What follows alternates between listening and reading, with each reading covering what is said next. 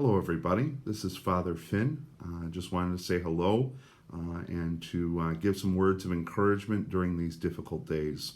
One of the ways that I find encouragement and comfort is by one of my pictures that was a gift about 15 years ago. I'd like to show you. This is Jesus bidding us to come onto the water with him. We know in the Gospels that many instances where the apostles were frightened and terrified, but yet Jesus is there calming the seas, calming their minds, calming their hearts, and that's what we have to remember, that we are in the boat just like the apostles were, and Jesus is saying to us, be not afraid.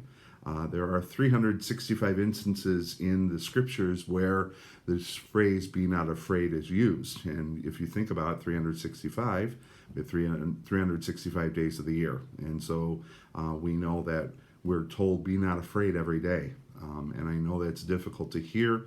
And people are losing their jobs, or they're worried about jobs, or they're worried about their financial status, or, even getting to the grocery store nowadays. But yet, Jesus is going to take care of us, and we just have to remember that, to be not afraid.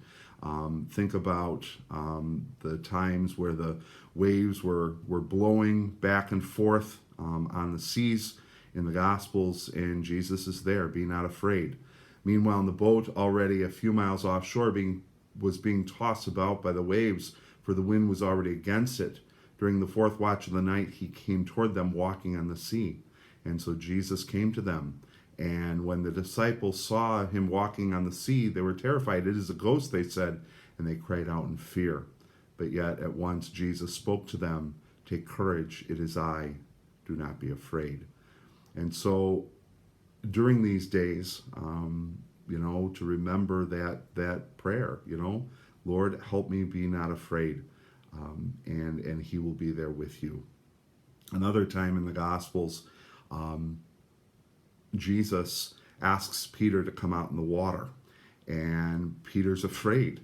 But he says to him, Lord, if it is you, command me to come to you on the water. And so he did. And as long as Peter kept his eyes on the Lord, he was fine. He didn't begin to sink. He was fine. But yet when he took his eyes off the Lord, that's when he began to sink. And so we have to remember the same thing, to keep our eyes focused on Jesus. Right behind me, you can probably see a picture of the Lord. It is a famous painting by Hook, is the artist. And yet, what an inviting picture, that we have to always remember that Jesus is there for us and loves us. And during these difficult times, so whether it's financial or health or whatever it might be, just boredom sometimes, be not afraid. Jesus loves us, and to trust in that 5-word prayer that I always trust in, Jesus, I trust in you. May God bless you, and have a great day.